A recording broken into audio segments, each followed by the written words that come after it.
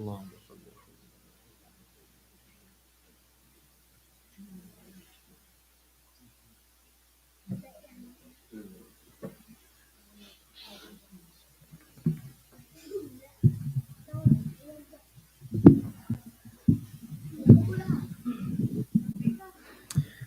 إن الحمد لله نحمده ونستعينه ونستغفره ونستهديه ونعوذ بالله من شرور أنفسنا ومن سيئات أعمالنا ونشهد أن لا إله إلا الله وحده لا شريك له ونشهد أن محمدا عبده ورسوله.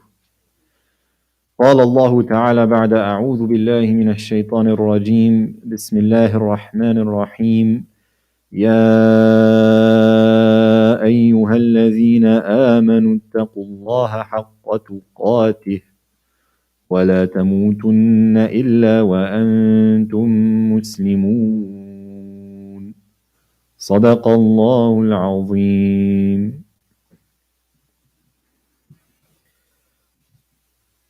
We've been hearing a lot of news from all over the world recently, especially with this week when it seems like a war has broken out across the ocean, and much other news that we live lives these days inundated by news and information, and whether that's because we are also students and we study and we need to be aware of new developments in the field and research and so on, or we are just people living our lives in these cities, working hard in our different fields or working to provide for our families. We're constantly being surrounded by information. And a question that we have to ask ourselves is, how do we know what type of information to pay attention to, what's good for us, what's bad for us, how to use the information that we receive, how to be, and how to discuss it with other people and reflect on it and learn about it with other people. And all of these questions always make me try to look back and think about a time in this world when information was much harder to come by. It wasn't so easy to share information with other people or to receive information, and how our people of our tradition, our great scholars, treated information and how they used it, and what the adab of information and the adab of news, you could say, was back in the old days, to inform our own character today. And that, of course, makes me think most prominently of the life of one of our great scholars, Imam al-Ghazali, rahimahullah, who lived in the 10th and 11th centuries, 1000s and 1100s. He died in the year 1111. And he lived mostly in Iraq and then moved about over the rest of his life. But reflecting on his story helps us see how he was able to parse through a lot of the noise of the dunya and come to what really mattered and how to act on it. And he gives tremendous advice to all of us to think about how to think clearly and act deliberately in this noisy world in times like these. And much of this advice I am taking from a book that he wrote almost at the end of his life, a small letter, you could say, addressed to a student of his. It was called Ayyuha al-walad, O disciple, O boy, literally.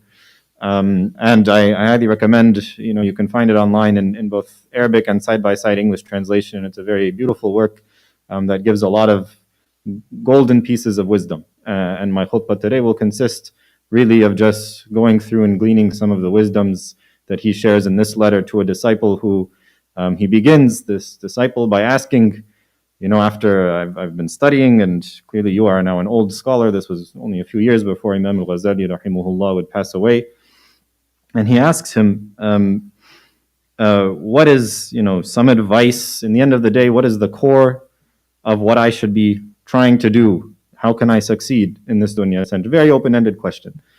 And Imam al-Ghazali writes back this treatise which addresses the question on multiple levels and from which we can learn many, many great pieces of wisdom.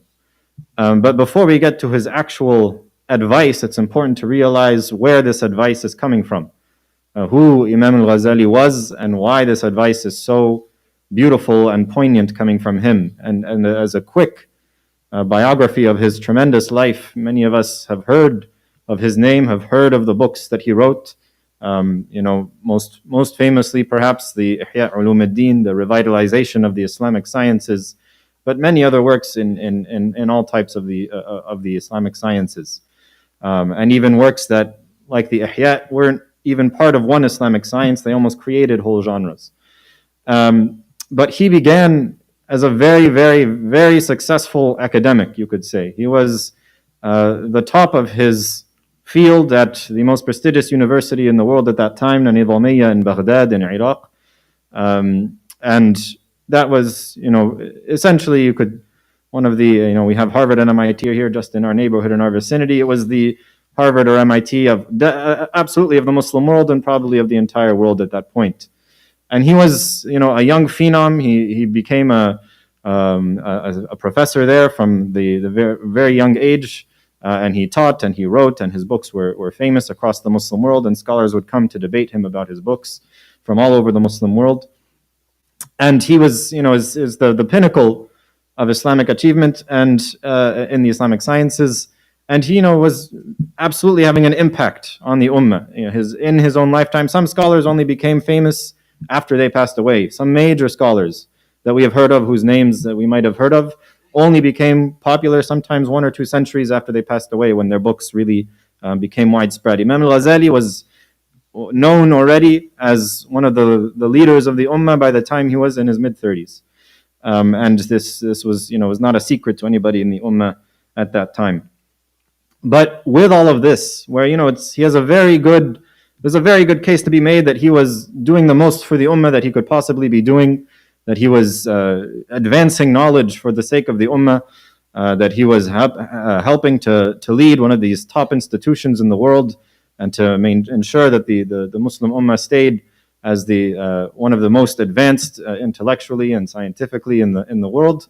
He had all of these ways that he could justify what he was doing. But one day, as many of you know, the story goes, in the middle of a debate that he was witnessing, and then it's the way the story is told in different narrations. In another story, he was in the middle of teaching in a lecture, and suddenly his voice cuts out, and he's unable to speak, not for any medical reason, but because over the preceding months, as he tells it in his autobiography, he'd become increasingly troubled by what he saw as just a bunch of noise all around him. People debating and arguing for the sake of their egos, these top scholars trying to refute each other left and right to say, you're right, I'm wrong, or people in the street coming just to watch all of these scholars debate and rooting them on and cheering. And eventually he became so doubtful about what the use of this all is that he literally, his voice cut out, and it said he couldn't speak for months. He didn't teach, he couldn't do anything for months because he was so internally troubled about what he saw. And eventually he realized this is not just, a crisis that'll pass away. And this is the first lesson we can learn. He didn't just brush the discomfort aside. He embraced it, and he really looked when he felt something in his heart where it's, he felt like this didn't feel right. He didn't just gloss it over and continue the way many of us do.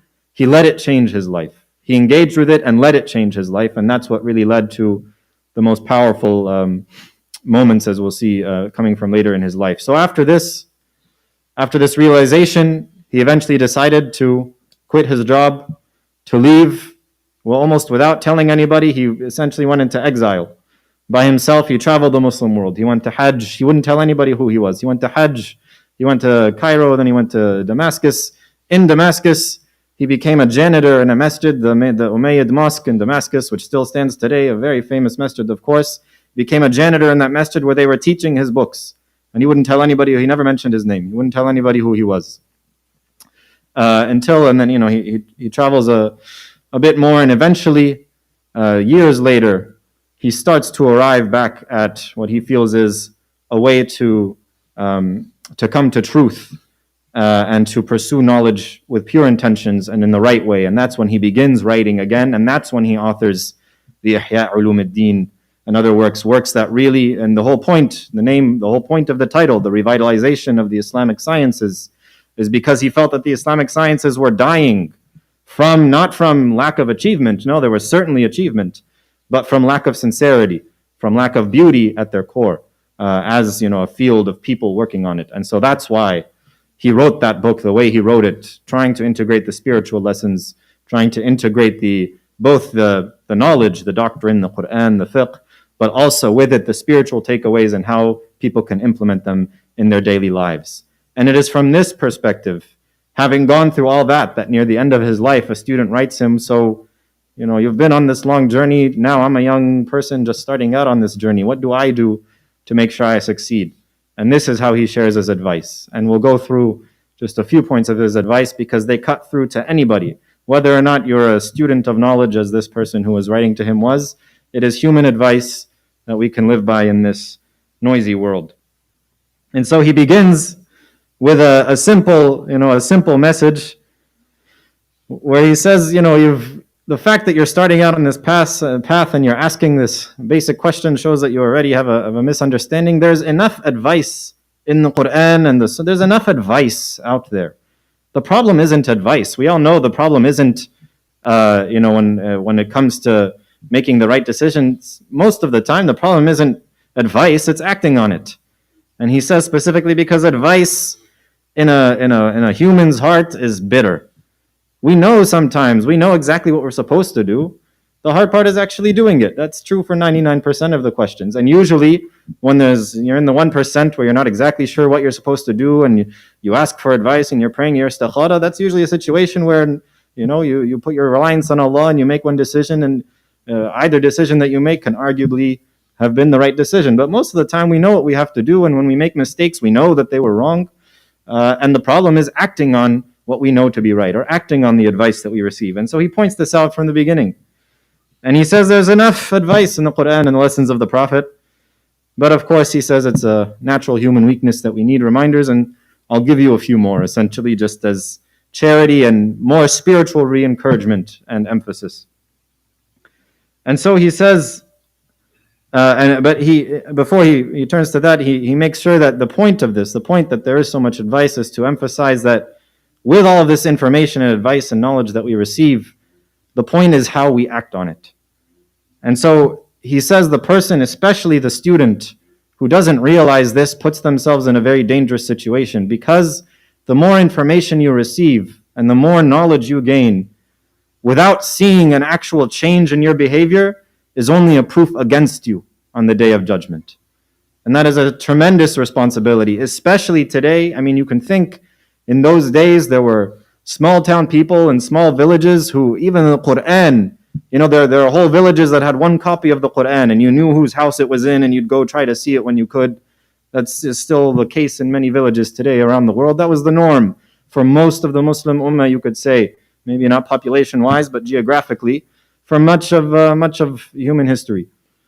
And so the fact that knowledge was so rare means that, fine decisions, you couldn't expect them to know as much. But now in our day, when we have so many ways of getting at the right answer, and oftentimes it's, in these khutbahs that we're able to have and in the lessons that we have at our masajid, we hear and learn so much. The fact that we're getting all of that information through all these sources that we have, the online and in person, and then we don't act on them, that's only a further proof against us on the day of judgment. A further proof against our own character. And it's extremely important, Al-Ghazali warns, to be aware of that. Because he says knowledge without action, it's as if it doesn't exist. And to make sure that we actually act on that knowledge. And then he says, but of course, in acting on that knowledge and in gaining that knowledge, we have to ensure that we do those both with sincerity. And that when discussing with other people and trying to arrive at knowledge or truth together, we do that with sincerity. And how many times when we have family gatherings, and I've seen this of course myself, everybody starts arguing about politics, everybody starts arguing about the proper way that Muslims should be doing this or that. The key way to have those discussions is with sincerity. And he has a few beautiful lessons of how to ensure that one does that and approaches that with sincerity. One of them is, in having that conversation, you should not care whether the truth comes out of your mouth or the other person's mouth. The only important thing to you should be that the truth comes out from one person or the other. And it's a beautiful way to ensure that in our trying to arrive at truth, we're not doing so out of some self-centeredness, some desire to prove that we know and other people don't know. And this was, of course, something that resonates with his life story, where he left his entire career because he felt that there was too much of that. And he says that a second sign of this is that when you're having this type of discussion or debate, you would prefer that that discussion be in private, not in public. And we see, of course, the worst example of this being on YouTube, the disputations between X scholar from X camp and Y scholar from Y camp, which these disputations, these public disputations, are an old tradition. It's exactly what Al-Ghazali was referring to, and that's the tradition in Baghdad that he felt uncomfortable with and left. And so the advice he gives is he'd much rather see a conversation between two people in a room arriving at truth together than something that might turn into a public spectacle, because that can then, that's where the door that the shaitan can enter from to then start playing with people's egos. And so he says when we're having these conversations, we should really only be interested in who is the other person next to us and what are we gaining from them in this conversation, and not thinking about, well, will I impress the other people in the room or anything like this. And he says a very beautiful piece of advice: when we're having these conversations, we shouldn't be pretentious in our language.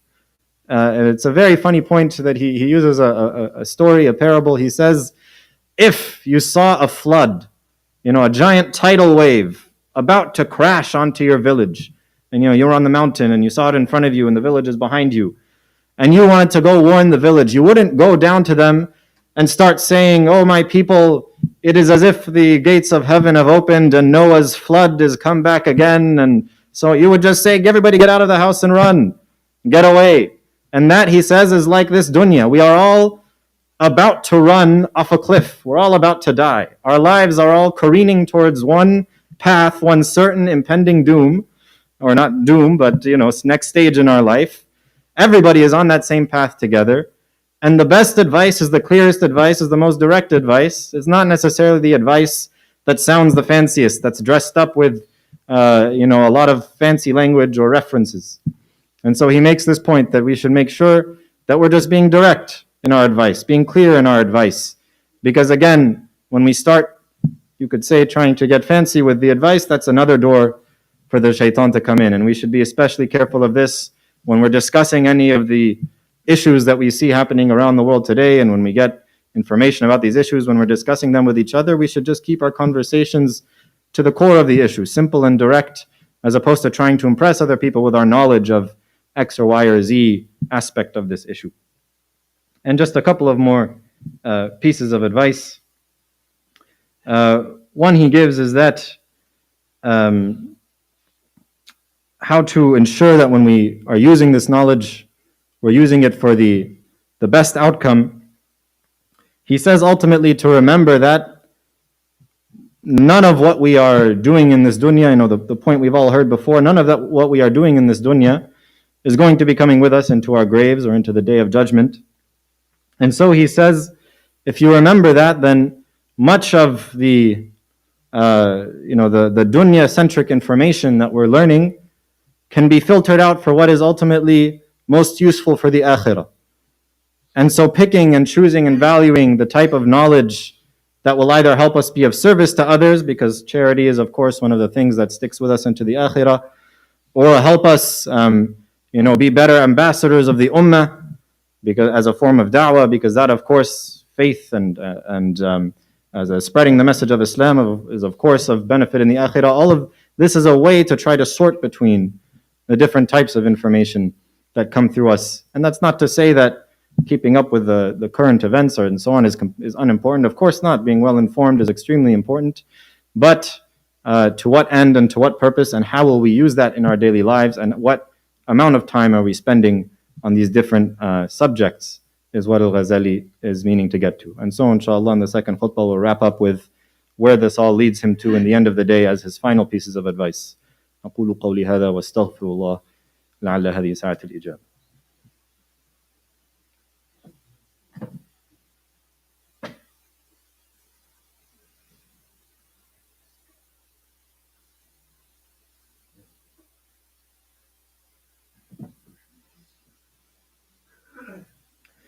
الحمد لله والصلاة والسلام على رسول الله وأشهد أن لا إله إلا الله وحده لا شريك له وأشهد أن محمدا عبده ورسوله.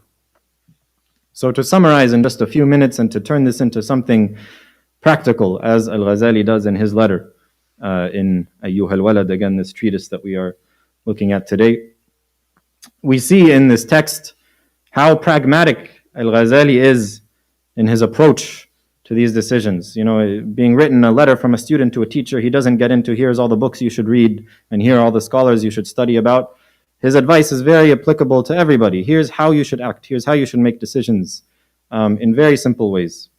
And it is of the blessings of Islam that the deen is simple and the hard part is acting on it.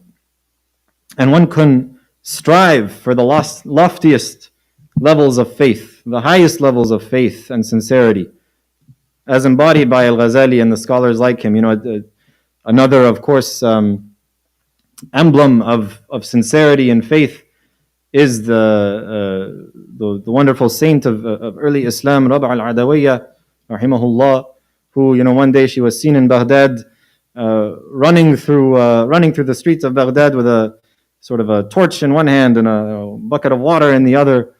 And people stopped her and she was running frantically and they asked her, what are you doing? Why is this? And she said, I am, you know, of course, metaphorically speaking, poetically speaking, I'm here to burn down paradise with this torch and quench hellfire with this water.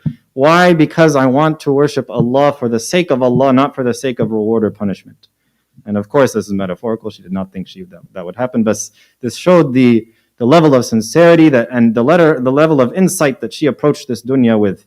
That she wanted to ensure that she was making her decisions for the right reasons, to such an extent that even the reward of heaven or the punishment of hell, which are of course not, you know, invalid reasons or insincere reasons, Allah warns us with them, or He encourages us with them, the promise of paradise or the warning of hellfire.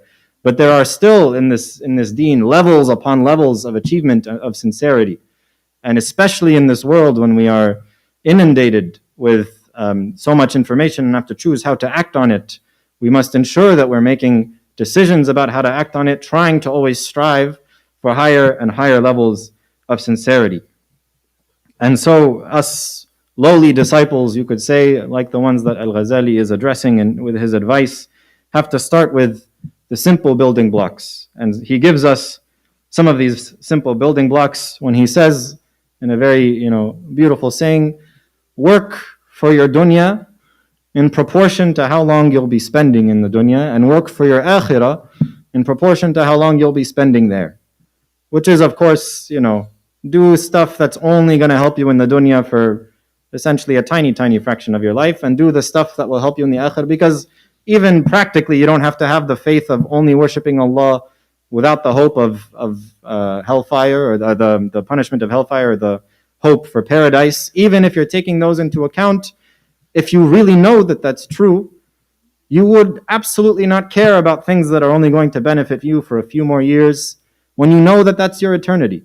Any rational person would make decisions like that. And so Al-Ghazali is speaking, he speaks at a higher level, and then he comes down to anybody, any person who's really, you know, intelligent, you could say, any rational person would make a decision like this. And that's the same types of decisions we should be trying to make in deciding how to apportion our time in our lives. How much time we're giving to each thing should really be dependent on, well, how long am I going to be spending in this dunya, and how long am I going to be spending in the akhirah, and making sure that we're building a home for ourselves in the akhirah and investing more in it than in the homes that we build here. And so finally, I'd like to leave us with just a final word of advice that he gives, which is, again, some of us, when we need the encouragement to make these decisions, especially in hard moments when the advice is clear but we're not sure how to act upon it, or we're too weak to act upon it, Al-Ghazali brings us another final reminder to bring the message home. And he says, he recounts the parable of, if you see a candle and you approach it with your finger, how long can you first of all, can you ever even get your finger into the candle, into the flame? And if not, how long, if you can, then how long can you keep it there? Maybe a second or two. And he says any rational person, again, Just think about how long you can stand that fire, that tiny little candle flame, and then think about what Allah has promised in terms of how amazing paradise is and how grievous of a punishment hellfire would be, and then act accordingly. And there are stories of scholars doing this literally, reminding themselves by having a little fire that they would just look at or approach with their finger. Other scholars who would visit graveyards to remember where they're going to end up one day.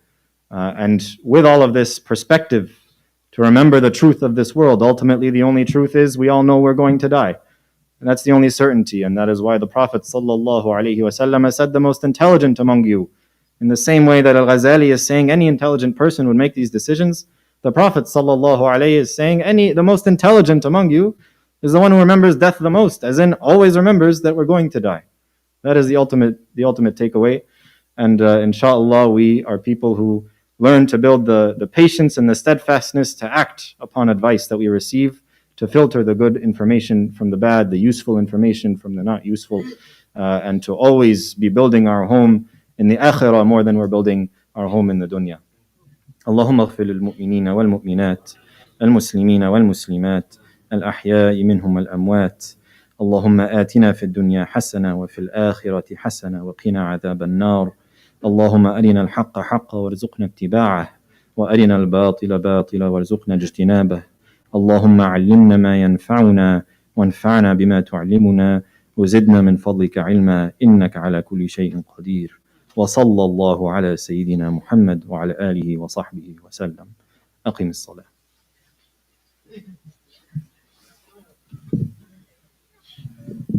الله أكبر الله أكبر أشهد أن لا إله إلا الله أشهد أن محمدا رسول الله حي على الصلاة حي على الفلاح قد قامت الصلاة قد قامت الصلاة الله أكبر الله أكبر لا إله إلا الله.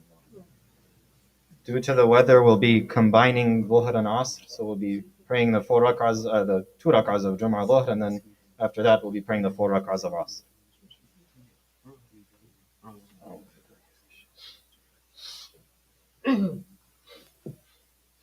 Allahu Akbar.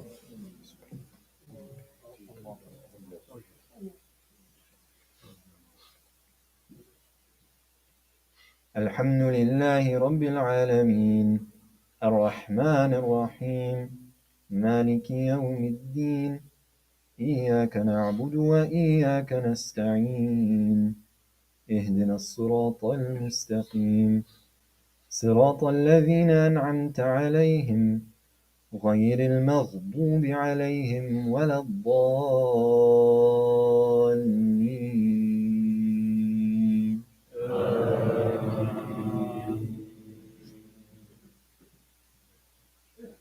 ألهاكم التكاثر حتى زرتم المقابر كلا سوف تعلمون ثم كلا سوف تعلمون كلا لو تعلمون علم اليقين لترون الجحيم ثم لترونها عين اليقين ثم لتسألن يومئذ عن النعيم.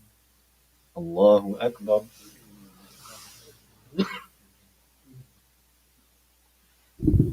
سمع الله لمن حمده. الله أكبر.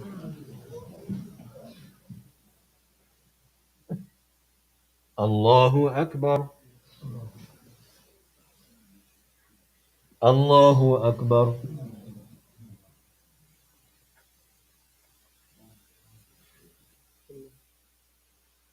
الله أكبر.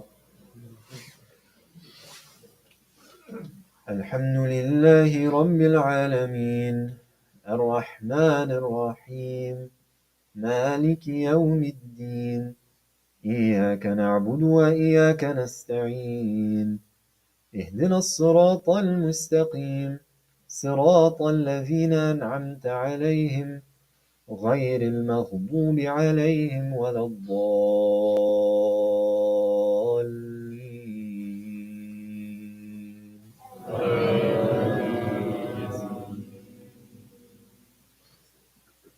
والعصر إن الإنسان لفي خسر إلا الذين آمنوا وعملوا الصالحات وتواصوا بالحق وتواصوا بالصبر. الله أكبر.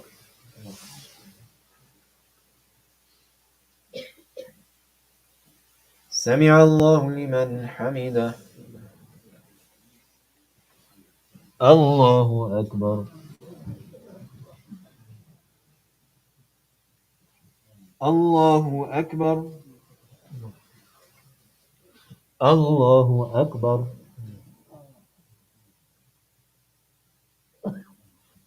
الله أكبر.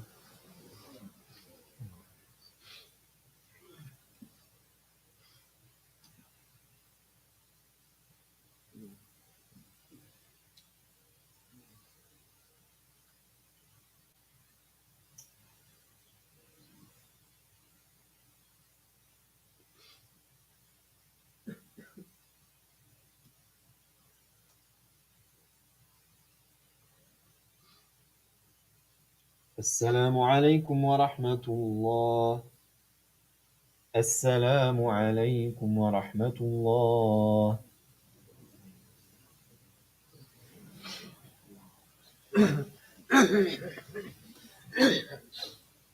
الله أكبر الله أكبر. أشهد أن لا إله إلا الله. أشهد أن محمدا رسول الله. حي على الصلاة، حي على الفلاح. قد قامت الصلاة، قد قامت الصلاة. الله أكبر الله أكبر. لا إله إلا الله. لا إله إلا الله. الله أكبر.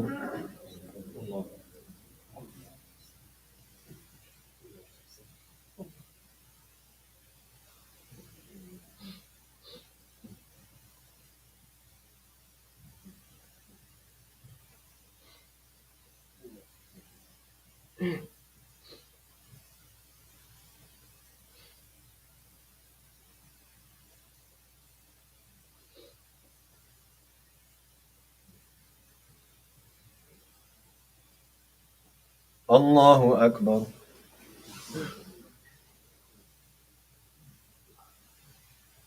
سمع الله لمن حمده. الله أكبر.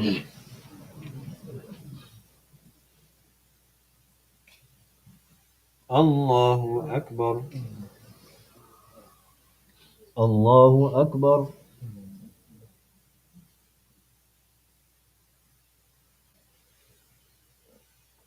الله أكبر.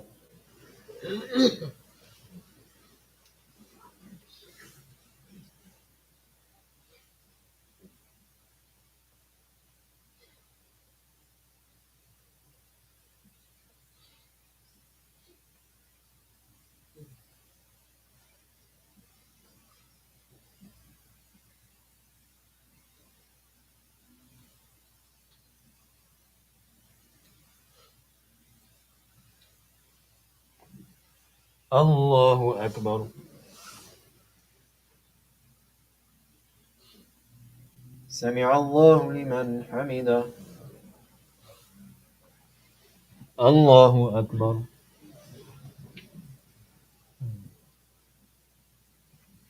الله أكبر. الله أكبر.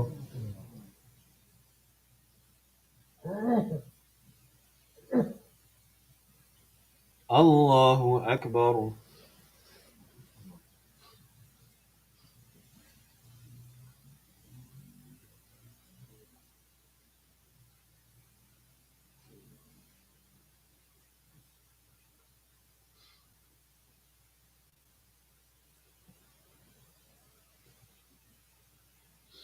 الله أكبر.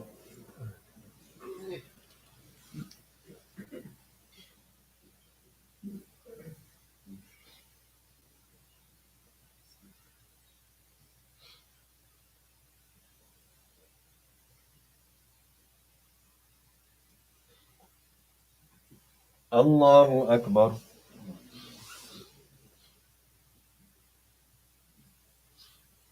سمع الله لمن حمده. الله أكبر.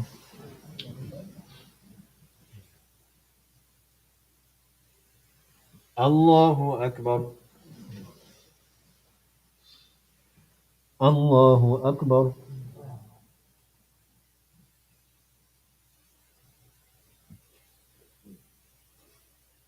الله أكبر.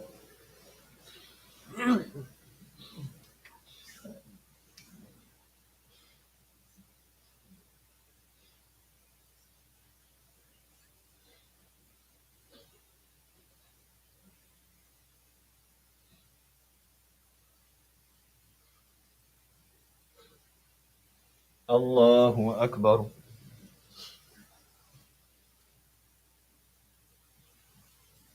سمع الله لمن حمده. الله أكبر.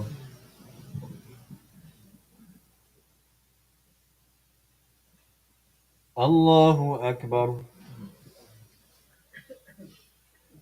الله أكبر.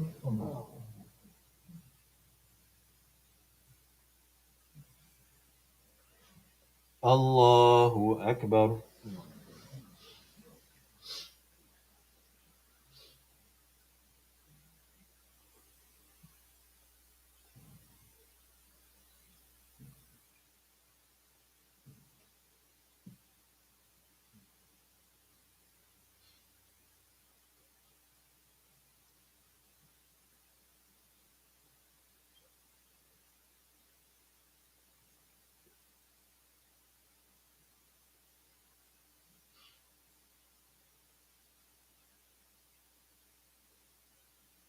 السلام عليكم ورحمة الله. السلام عليكم ورحمة الله.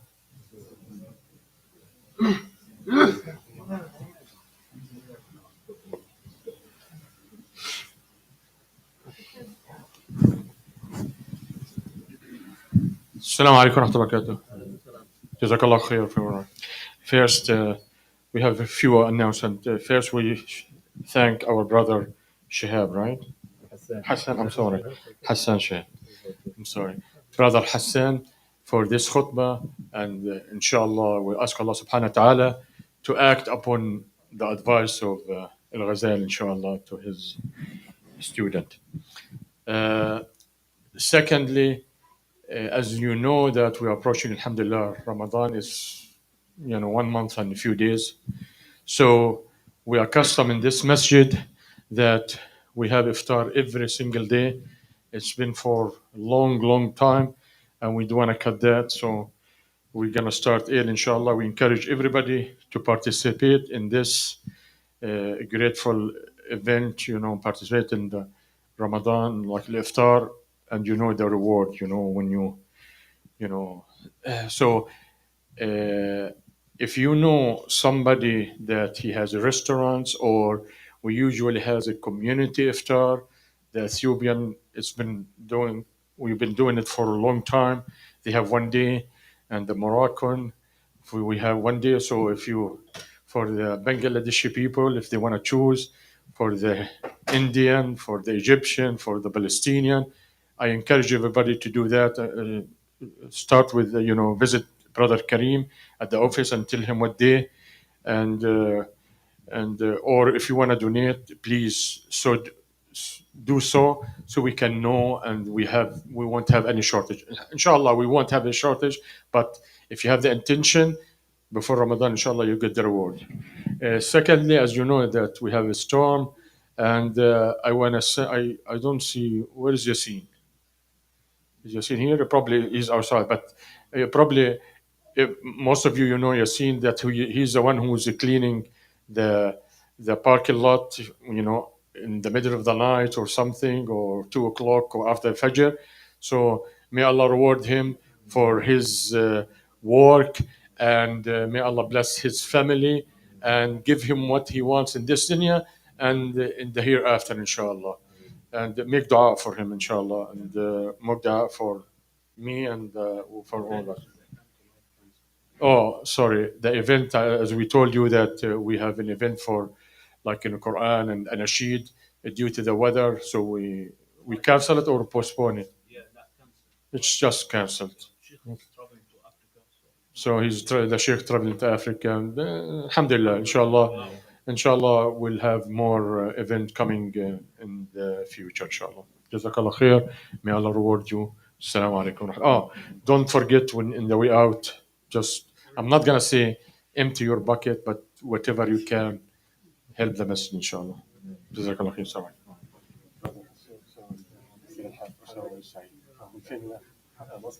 مصر أنا سنوات في مصر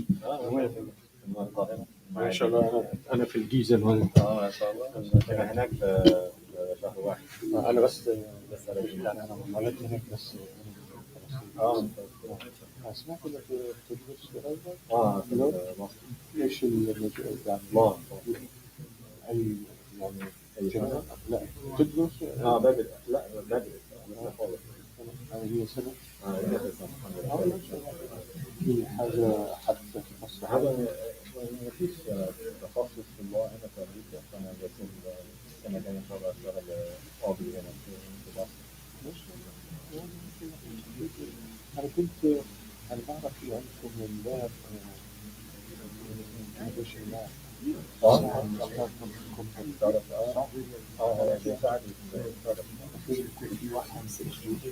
لازم أعمل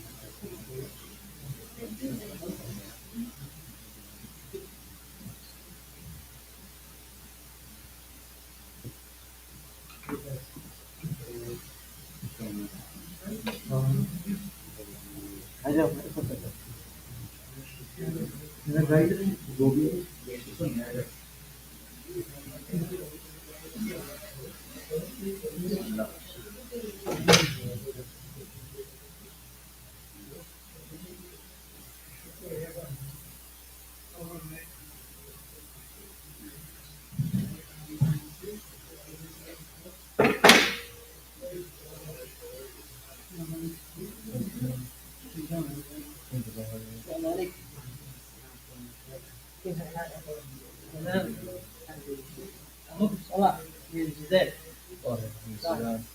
ما شاء الله انت كيف ما شاء الله كلنا بغيت اسلم عليك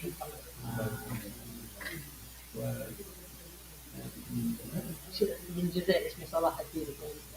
صلاح الدين لكن في صلاح من المدينة. شرف بكم يا اخوان. هيثم طاهر شرف بكم ان شاء الله يجمعنا في سنة. السلام عليكم.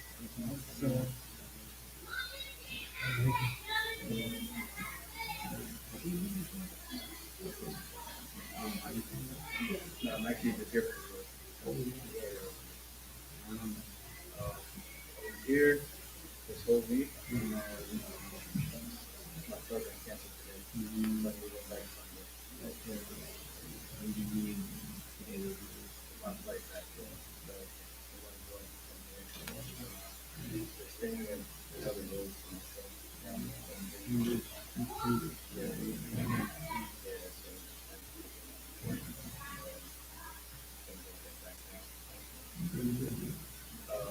Originally, like I told you where you live. Yes. And yeah, that's right. Actually, I'm living in the South. Oh, really?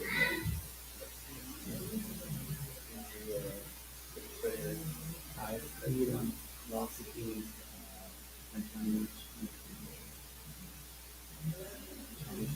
I studied finance. Okay.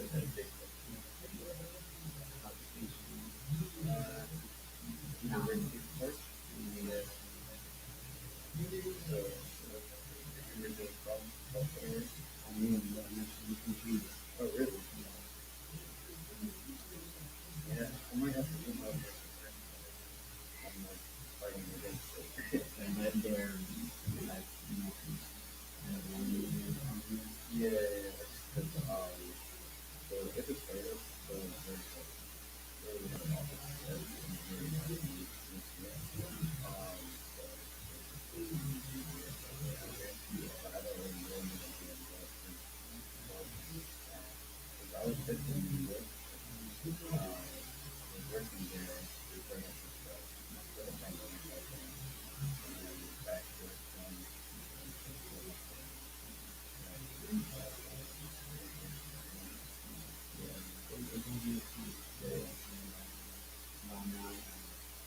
Yeah, yeah.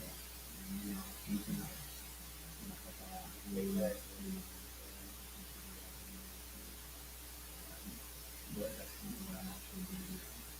Yeah.